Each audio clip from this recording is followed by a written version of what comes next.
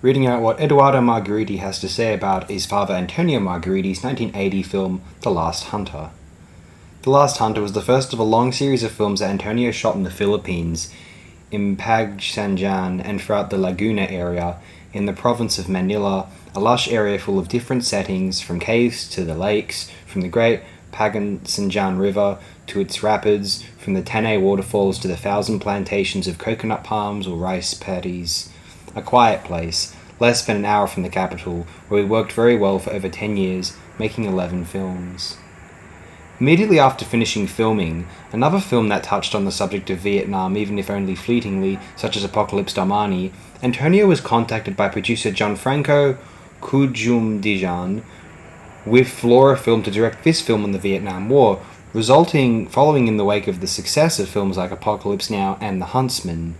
Somehow I suspect that's meant to be The Deer Hunter, but this is Google Translate of Italian, so it's imperfect, obviously. Antonio and Gianfranco decided to go and take a look in the area where Francis Ford Coppola had created his masterpiece. And that film, production on Apocalypse Now, as we know, was several years. And after an initial inspection, Antonio literally fell in love with those places and decided to set The Last Huntsman in many of the places already used for Apocalypse Now. Searching for the protagonist of the film among the actors of the English-speaking market, Antonio's attention falls on a young British actor, David Warbeck, whom he had already met years before on the set of Giù la Testa by Sergio Leone, where he played a small but fundamental part in the course of the story. Sean, the young Irish revolutionary who betrayed his close friend James Coburn after being tortured and was killed by him during the escape, but remaining forever present in his tormented memories. Okay, I was wondering what that one was. Okay, Daku-Saka. Okay, I'm not fluent in Italian, as it were. After this film, David Warbeck would become the symbolic actor of this film period of Antonio's warlike adventure genre. Yeah, I believe this actor, he portrays the Indiana Jones homage/knockoff in The Ark of the Sun God and The Hunters of the Golden Cobra. A symbolic actor of this film period of Antonio's warlike adventure genre, playing the most varied characters for him in 5 films: The Last Hunter, Escape from the Cursed Archipelago, I don't think I know that one, The Hunters of the Golden Cobra, and after a short break, The Survivors of the Dead City and Treasure Island. I think specifically that means Treasure Island in outer space. That's a interesting seeming production. I remember trying to watch it once, but it wasn't all subtitled. It was unfortunate. I'd love to see all of it. In this first film, Antonio joins him with Tony King, a black American actor who he had just had in Apocalypse Tomorrow.